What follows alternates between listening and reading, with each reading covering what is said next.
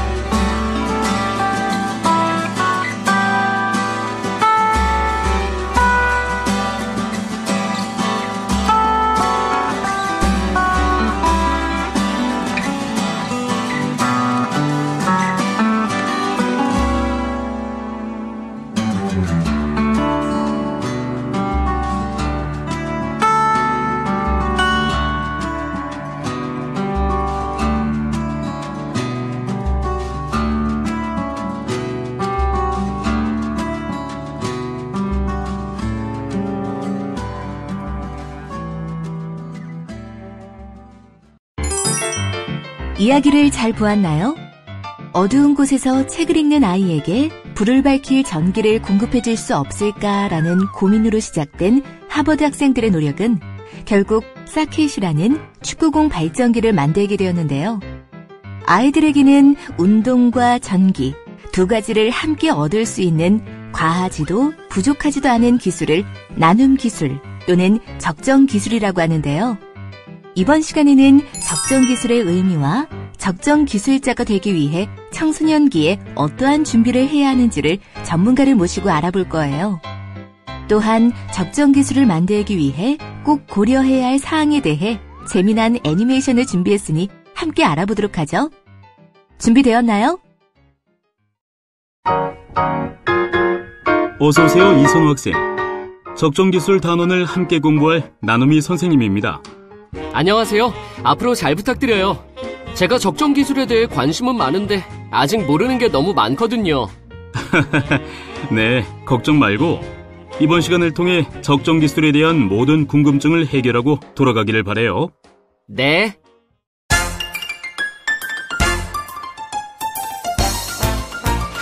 교수님께서 적정 기술에 관련해서 어떤 일을 하시는지 친구들에게 소개 부탁드려요. 적정 기술 관련해가지고 다양한 일을 하는데요. 일단, 적정 기술 제품에 대한 개발 뭐 이런 것도 관심이 있고 또, 틈틈이 하지만, 적정 기술을 이제 알리거나, 그 다음에 적정 기술 관련된, 아카데미나 포럼을 한다든지 뭐 이런 것도 하고 있고요. 그 다음에, 고등학생들하고도 일을 같이 하는데, 고등학생들하고는 아무래도, 고등학생들은 해외, 개발도상국이나 이런 곳에 가기는 좀 쉽지 않잖아요. 그래서 저희가 한 3년 전부터 그 청소년 인간 중심 문제 해결 경진대회라는 걸 통해서 우리 주위에서 있는 다양한 문제들을 스스로 해결해보는 이런, 그것도 사실 적정기술의 일환이거든요. 그것도 하고 있고, 또 대학생들 같은 경우는, 효성 블루 챌린저라는 그 해외 적정기술 봉사단이 있어요. 그래서 지난 8월에도 그 친구들이랑 같이 베트남을 가서 이제 다양한 문제를 스스로 발견을 해서 지금 그 문제를 해결하기 위한 제품 개발들을 하고 있고요. 그 다음에 뭐 개발도상국 같은 경우는 라오스에 지금 적정기술 센터를 건립하는 걸 지금 돕고 있어서 다음 주 금요일 날 또 거기를 갈 예정입니다. 적정기술에 관해서 그렇게 많은 일들을 하셨는데 적정기술이라는 분야는 어떻게 알게 되셨나요? 2007년에 미국 뉴욕에서 있었던 전시의 카탈로그예요. 이게 이제 소외된 90%를 위한 디자인 쿠퍼 휴잇 박물관에서 있었던 건데 제가 이 카탈로그를 2007년에 알게 됐어요. 그래서 여기 보면 다양한 이제 우리가 잘 알고 있는 라이프 스트로를 비롯한 다양한 적정기술 제품들이 소개가 되고 있는데 그래서 2007년에 이 카탈로그를 보고 처음으로 적정기술을 알게 됐습니다. 그럼 적정기술의 의미를 알려주세요.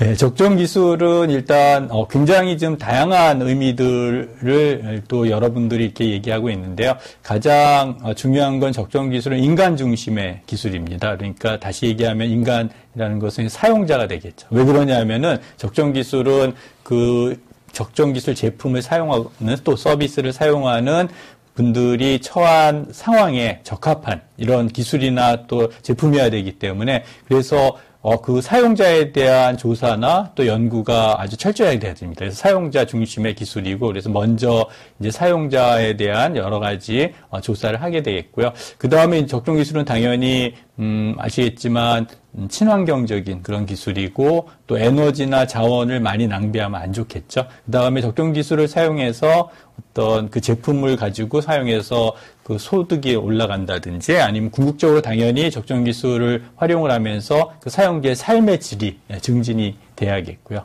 그래서 그런 특징들이 다양하게 있다고 볼 수 있겠습니다.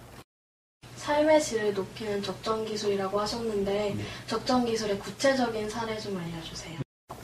그 오른쪽에 있는 제품은 저희가 만든 건데 옥수수대를 가지고 만든 숯입니다. 그래서 뭐 옥수수대뿐 아니라 수수대, 기타 사실 뭐 미국에서는 이제 MIT에서 2003년에 처음 IT에 보급을 한 건데 거기서는 사탕수수 즙을 짜고 남은 우리 뭐 학생들도 잘 아시지만 그러면 이게 유기물이잖아요. 그래서 이거를 전부 태우면 하얗게 이제 재가 되지만 적당히 그러니까 탄화만 시키면은 탄소만 남은 이런 숯이 됩니다. 그래서 이런 숯을 사용하면은 다른 것들은 많이 제거가 됐기 때문에 실내에서도 조리를 하는데 어려움이 없고요.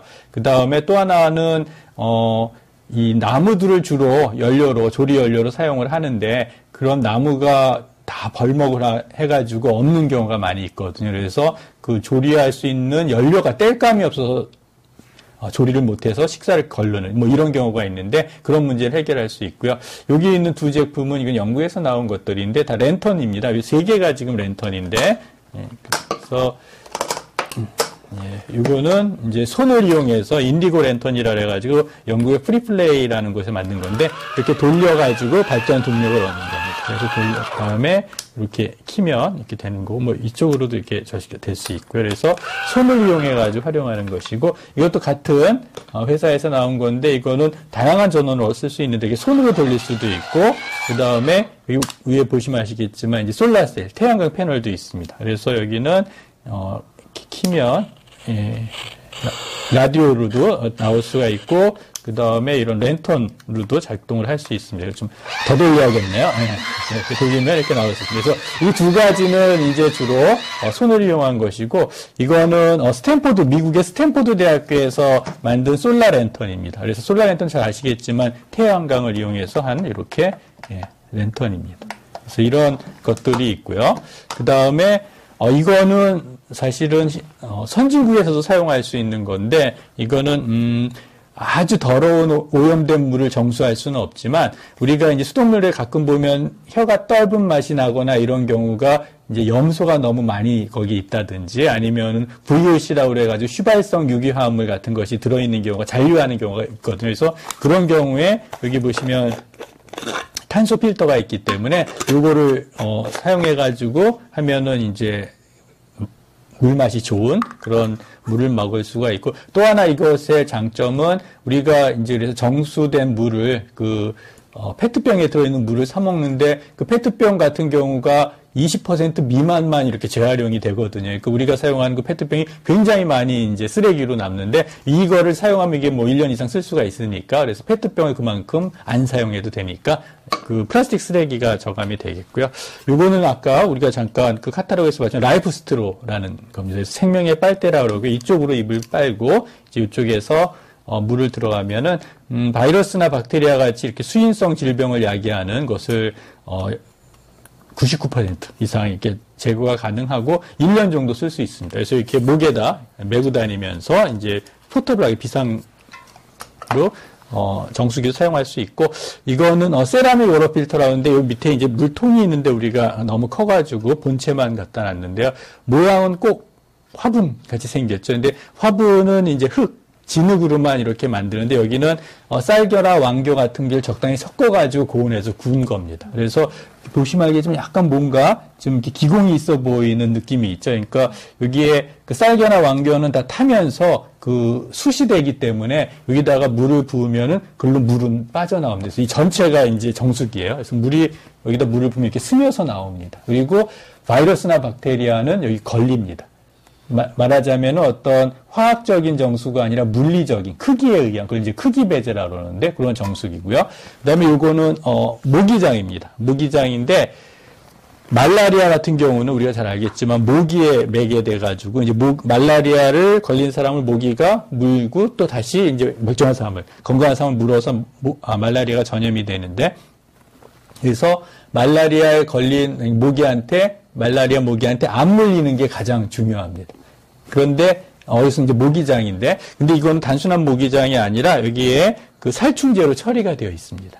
그래서 이건 한 4년 정도 쓸 수 있고, 사람한테는 유해하지 않지만 모기가 여기 앉거나 빨거나 하면은 모기는 이제 마비가 되거나 그렇게 되죠. 그래서 이게 퍼마넷이라는 그런 살충제로 처리된 모기장입니다.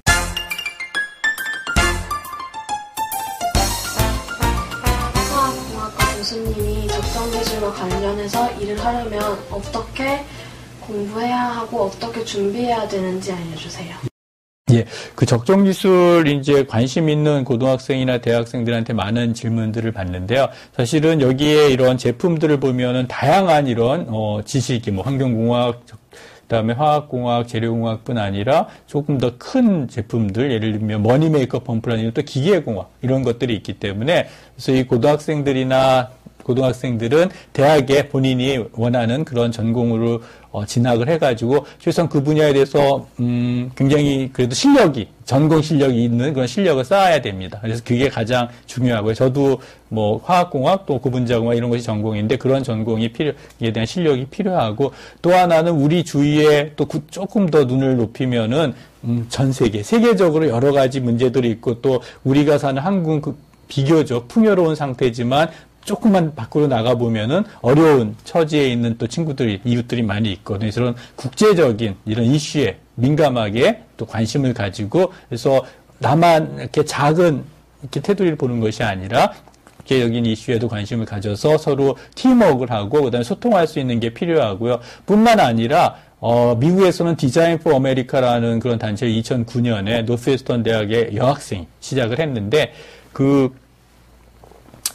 한국에서도 우리나라에서도 조금 주위를 살펴보면 어려운 처지에, 그러니까 여러 가지 불편함을 느끼는 그런 환경에 있는 분들이 꽤 많이 있습니다.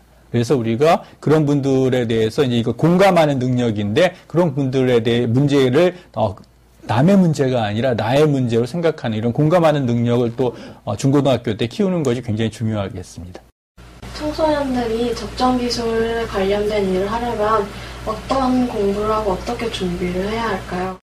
그래서 중고등학교 때 이런 공감하는 능력이 굉장히 많이 필요합니다. 그러니까 요즘 거의 자녀가 하나, 둘 이러기 때문에 그 형제들도 많지 않고, 그래서 또 특히 우리나라 같은 경우에는 대학 입시 때문에 여러 가지 다른 거에 대해 신경 쓰기가 쉽지 않지만, 그러나 주위에 책을 통해서 또 여행을 통해서 그리고 주위에 실제로 다른 사람들에 대해서 관심을 가지고, 또 아까 말씀드린 것처럼 국제적인 이런 이슈에 대해서도 관심을 가져서 주위에 벌어지는 거에 대해서 관심을 갖는 게 굉장히 중요하고요. 그래서 다양한 독서를 하고, 또 할 수 있으면 여행을 하고, 또 기회에 따라서 단기적인 봉사활동을 하고 이런 것도 굉장히 중요하고, 또 아까 말씀드린 대로 이런 것을 하다 보면 어떤 또 긍정적인 문제가 있냐면은 본인이 공부해야 되고 어떤 대학을 가야 되는 어떤 목적이 생깁니다. 그러니까 단순하게 그냥 공부해가지고 대학을 가고 직업을 갖는 것이 아니라 인생관이 확립이 된다고 볼 수 있겠죠. 왜 공부를 해야 되는지, 왜 이런 공부를 해야 되고, 왜 대학을 가야 되는지. 그래서 이런 것에 대해서 확실한 인생관이 확립이 되면 사실은 그 다음에는 어떤 힘든 거나 또 공부를 하거나 할 때 힘들게 하거나 이렇게 투덜대는 것이 아니라 본인이 공부해야 되는 목적을 알 수 있게 되겠죠. 그럼 교수님이 생각하시기에 적정 기술을 하기 위해 필요한 마음가짐은 무엇이라고 생각하시나요? 아까 말씀드린 것과 같이 이웃에 대한 배려와 관심이 굉장히 중요합니다. 그래서 이 적정 기술은 기본적으로 더불어 사는 그런 삶을 위한, 그러니까 보다 나은 세상을 만들기 위한 것이기 때문에 공감하는 능력이 굉장히 중요하고 이웃에 대한 생각, 배려, 기타 등등. 그러니까 이 사회가, 그러니까 좀 더 우리가 아름답고 또 좀 더 공평하고 정의로운 이런 사회를 만드는데 조금이나마 우리가 기여를 해야 된다, 이런 정신으로 적정 기술을 모든 또 학생들이 해야 될 것 같고요. 그러기 위해서는 다른 사람에 대해서 관심을 가지고 배려하는 이런 마음가짐을 갖는 것이 중요합니다. 적정 기술 일을 하시면서 가장 힘드셨거나 어려웠던 일이 있으셨나요?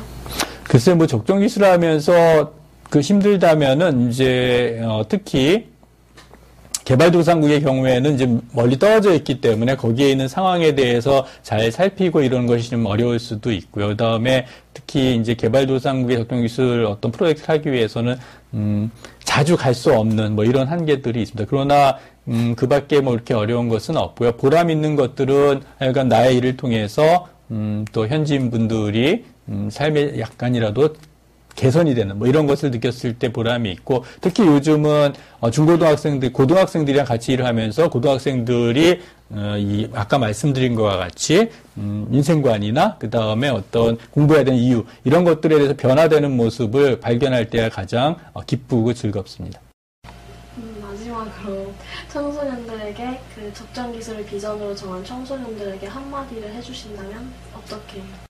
지난주에 미국에서 개최된, 미국 시애틀에서 개최된 국제 인본주의 기술, 이제 적정 기술 휴머니티 앤 테크놀로지라고도 요즘 많이 해서 인본주의 기술 컨퍼런스를 다녀왔는데요. 5회째입니다. 근데 제가 3회째도 갔었는데 2년 사이에 굉장히 보고 놀란 것은 미국에서는 굉장히 많은 대학에서 이런 적정 기술이 단순히 동아리 활동이나 이런 것이 아니라 학과도 생기고 프로그램도 생겨서 굉장히 열심히 하고 있더라고요. 왜 그러냐면 20세기와는 다르게 21세기는 굉장히 많은 여러 가지가 다릅니다. 패러다임이 다르고 또 우리 뭐 환경공학이나 환경에 관심 있는 친구들도 많이 있겠지만 20세기와 같이 그렇게 풍요롭지, 모든 것이 철철 넘치고 우리가 마음대로 쓸 수 있고 이런 상황이 아닙니다. 그리고 또 한국의 경우에도 경제 성장이 무한정을 할 수 있는 것도 아니고요. 그래서 우리가 이런 어렵고 그다음 결핍되고 에너지도 좀, 요즘 우리 한국에서도 굉장히 지금 물이 부족해가지고 앞으로 봄까지 어떻게 지낼지 걱정들을 많이 하고 있는데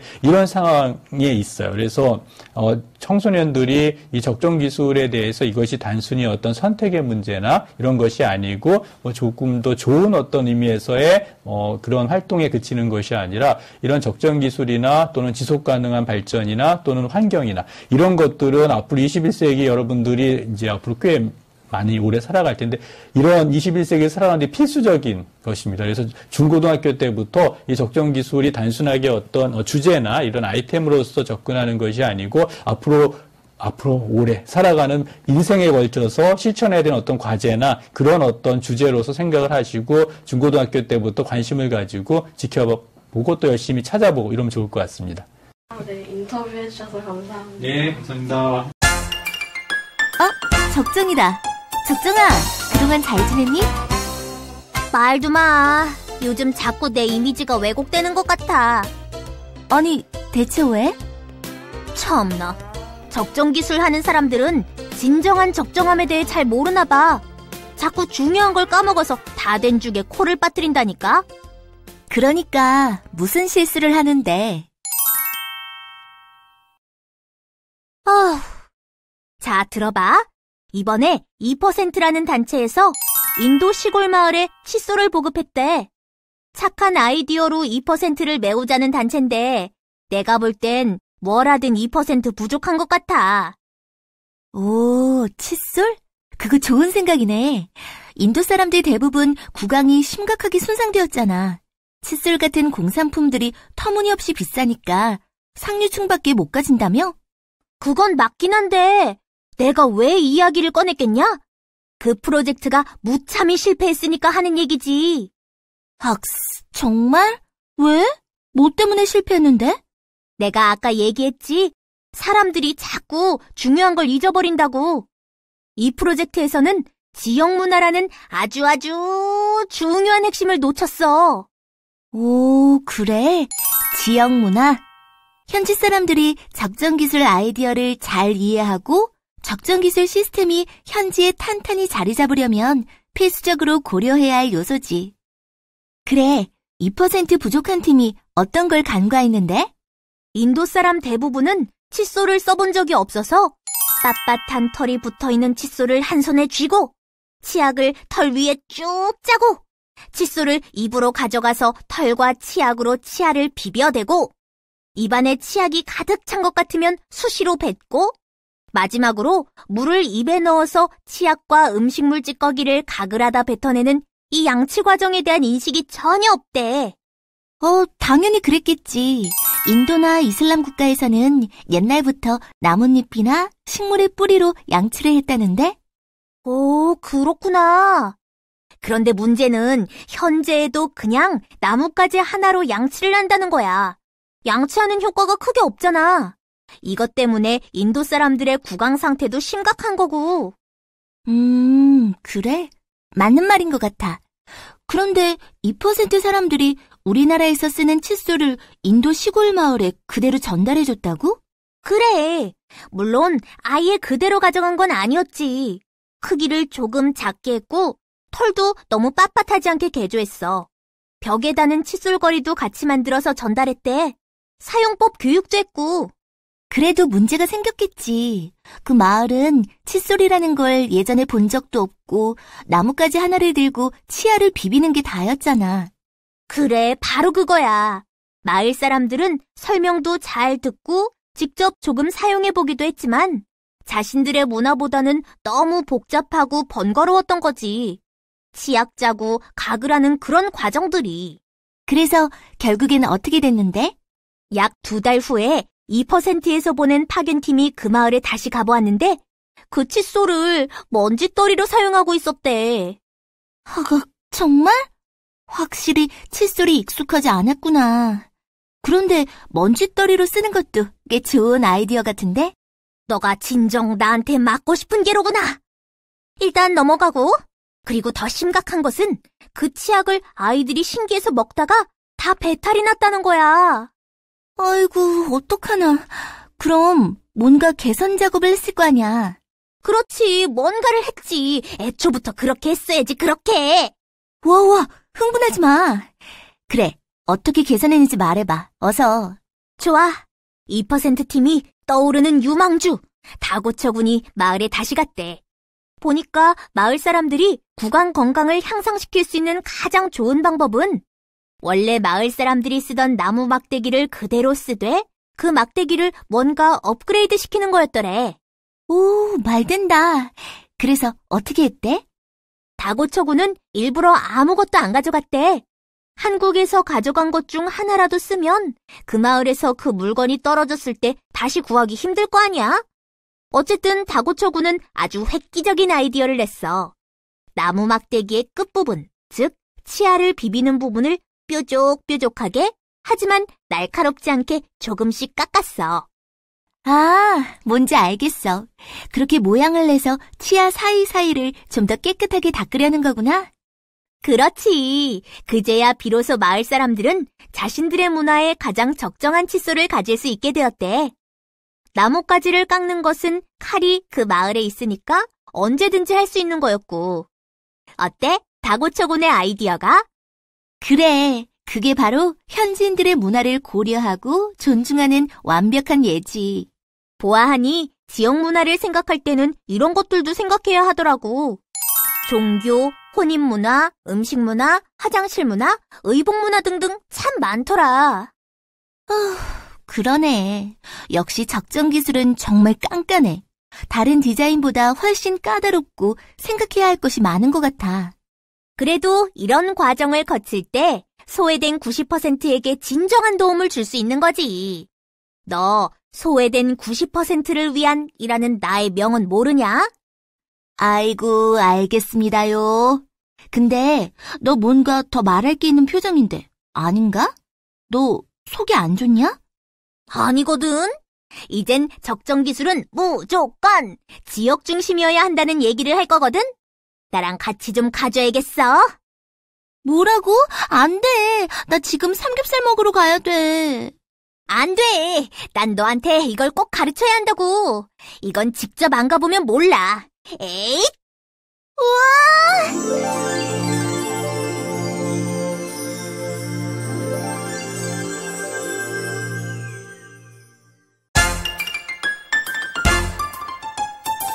그래, 대체 날 어디로 데리고 온 거야? 아이고, 삭신이야. 여기는 IT. 날씨 좋지? 날씨가 뭐고. 어라? 근데 왜 주변에 나무가 없냐? 아, 그건 IT는 나무를 연료로 사용하거든. 벌목을 너무 많이 해서 현재는 산림의 10%밖에 남지 않았다고 하더라. 잠깐. 나무를 태우면 유해물질이 좀 많이 나오지 않나? 그래. 요리할 때 나오는 연기 때문에 그 연기를 마신 많은 어린이들이 호흡기 질환에 시달리고 있대. 그래서 사탕수수 숯이 만들어졌지. 말 그대로 사탕수수로 만든 숯이야. 나무를 대체하는 연료지. 헐, 어떻게 사탕수수로 숯을 만드냐? 진짜 만들었어. 인도나 중남미에서는 사탕수수가 많이 나는데 이걸로 주스를 많이 만들거든. 주스를 만들려고 사탕수수를 갈고 나면 찌꺼기가 생기는데 이걸 다른 재료와 섞으면 숯이 만들어진단 말이야. 정말? 유해물질도 없고? 그래. 그런데 내가 여기서 진짜로 말하고 싶은 건 이거야. 무조건 현지에서 나는 재료를 활용해라. 그러니까 네가 말한 사탕수수 같은 거? 그렇지. 이 숯을 예로 들면 백반석으로 만들 수도 있고 바이오매스로 만들 수도 있잖아? 그런데 왜 하필 사탕수수로 숯을 만들었겠어? IT가 있는 중남미 지역에서 사탕수수가 많이 생산되니 쉽게 구할 수 있어서지. 그럼 어떻게 현지에서 나는 재료를 사용하면 무슨 장점이 있을까? 제품을 만드는 재료를 주변에서 쉽게 구할 수 있으니까 외부의 도움 없이도 현지인들 스스로 제품을 만들 수 있겠지. 그리고 그 뒤로 지속적으로 그 지역 안에 자급적으로 제품을 생산해낼 수 있고. 그렇지. 예를 하나 들어볼게. 우리나라 최고의 기업이 어느 개발도상국에 주거 환경 개선을 목적으로 아파트를 지어줬어. 아파트에는 에어컨도 있고 비데도 있고 냉장고도 있어. 그런데 비데가 고장났어. 부품이 필요해. 하지만 이 부품을 그 나라에서 구할 수 있을까? 못 구하거나 정말 어렵겠지. 아니, 그럼 한국에서 부품을 수입해야 하는 거야? 그래. 아무리 첨단 기술을 자랑하는 제품이 있으면 뭐해. 고장나면 현지에서 고칠 수가 없는데. 하지만 아파트보다는 현지의 전통적인 주택을 짓고 변기나 냉장고 같은 가전제품들도 원래 현지의 디자인대로 하되 더 개선시켜주는 것이 진정으로 그들의 주거 환경을 개선시키는 것이라고 할 수 있지. 적정기술 제품을 디자인할 때는 필요한 것을 현지에서 구할 수 있도록 사전에 설계해 두어야겠군. 그렇지. 그런데 현지에서 나는 재료를 사용하는 것 말고도 현지인들이 스스로 또 계속해서 적정기술 제품을 활용할 수 있는 방법이 있어. 또 나를 끌어들이려고? 나 삼겹살 먹으러 가야 된다니까. 근데 좀 궁금해지는데? 궁금하지? 이번에는 너를 다른 사람으로 변화시켜주마. 이야! 너 뭐 하는 거야?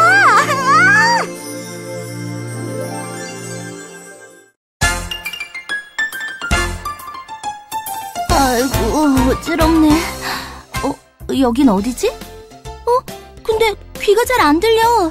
적정이 녀석 나한테 또 무슨 짓을 한 거야? 아하! 정신을 차렸군. 여기는 보츠와나야. 이상하다. 다른 사람 목소리는 잘 안 들리는데 네 목소리는 잘 들리네? 어쨌든 너는 지금 청각장애를 가진 보츠와나 사람이야. 귀가 잘 안 들리는 것도 그 때문이고. 자, 이젠 앞을 봐. 저 사람들은 누구야? 손에 뭘 들고 열심히 설명하고 있는데? 저거 핸드폰인가? 이런. 저건 저 사람들이 디자인한 태양열 보청기라는 거야. 저 사람들 설명을 잘 들어봐.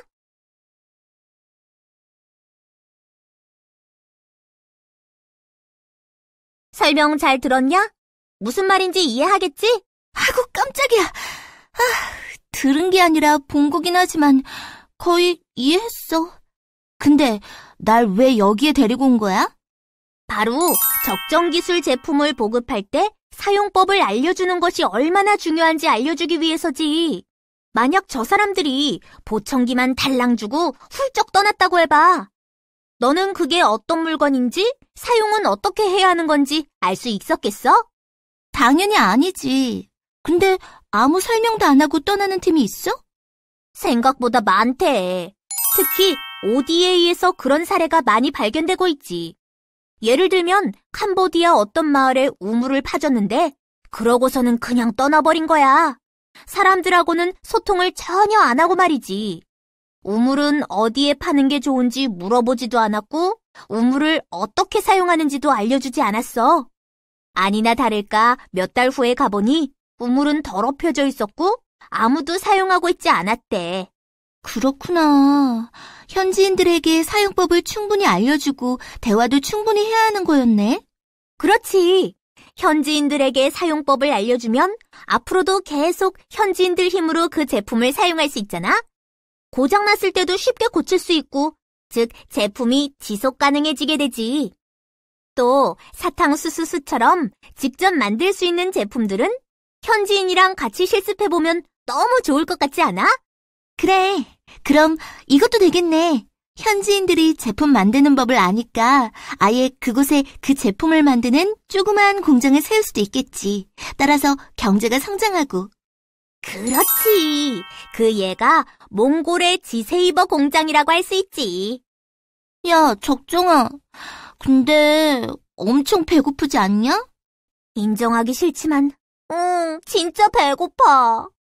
그럼 우리 삼겹살 먹으러 가자. 가서 얘기하자, 가서. 그래. 거기 가서 두 가지에 대해 얘기하자고. 가격에 민감하라. 그리고 적정기술 영향력 평가에 대해서. 그래, 좋았어. 일단 가자. 알았어, 이 먹보야. 얼른 가자니까. 얼른 가야지. 이야! 사람 살려!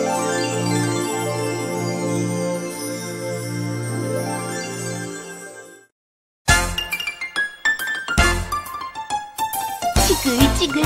삼겹살 진짜 맛있겠지. 그치, 적정아? 그래. 하지만 지글거리는 삼겹살을 보고 있자니 대체 이게 얼마인지 알고 싶군. 2인분이니까 한 28,000원? 뭐, 그렇게나 비싸?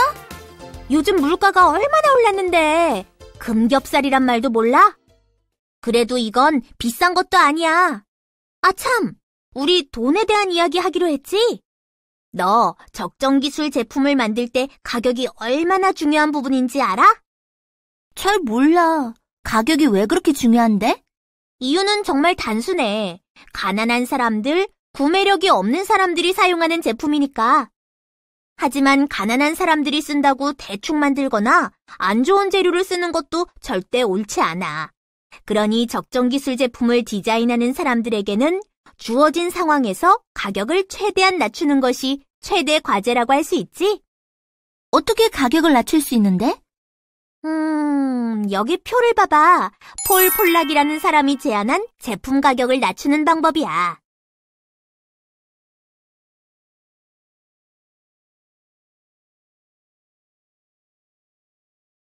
세계적으로 매우 왕성한 활동을 하고 있는 적정기술 단체인 킥스타트의 설립자 마틴 피셔는 이렇게 말했지. 적정한 가격을 만들려면 그 지역의 시장에서 파는 닭고기와 비슷한 가격을 만들어야 한다.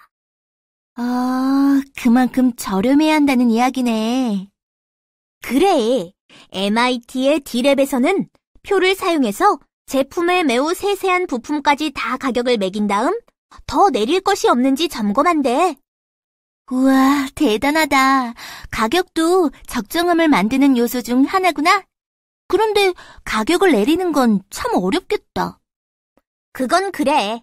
하지만 전 세계의 많은 적정기술 단체들은 최대한 가격을 낮추기 위해 혼신의 힘을 다하고 있지. 적정아, 우리 이제 헤어지는 거야? 뭔 소리야? 네가 적정 기술에 대해 생각할 때마다 난 네 머릿속을 들쑤셔 놓을 건데 절대 마지막이 아니라고. 헉스, 웃어야 하나 울어야 하나. 어쨌든 오늘 여행 너무 고마웠어. 그래? 나는 네가 오늘 적정 기술의 이중인격 매력을 깨달았으면 그걸로 오케이야. 뭔가 엄청 생각해야 할 게 많으니까 참 깐깐하면서도 따뜻한 매력, 섬기는 매력. 그거 맞지? 그렇지. 네가 보았듯이 적정 기술은 이름 그대로 적정해야 하기 때문에 생각해야 할 것이 많아. 가끔씩은 힘들 수도 있지. 하지만 도움이 필요한 이웃들이 정말 그들에게 필요했던 도움을 받았을 때, 그 행복한 웃음을 볼 때 그 고뇌는 눈 씻듯이 씻겨나갈걸? 오, 진정으로 그들이 필요한 것에 집중하는 것. 이게 바로 적정 기술의 핵심이지. 근데 너 울어? 아니거든. 나 이제 가서 조금 쉬어야겠어. 우는 거 맞으면서. 그럼 이제 이만 헤어지자고. 꼭 멋진 적정 기술이 될게. 약속했다. 안 지키면 다시는 삼겹살 안 사준다. 그럼 안녕. 그래, 안녕. 1. 적정 기술의 의미는 무엇인가요? 2. 적정 기술자가 되기 위해 무엇을 준비해야 할까요? 3. 적정 기술 제품을 만들기 위해 고려할 사항이 아닌 것은?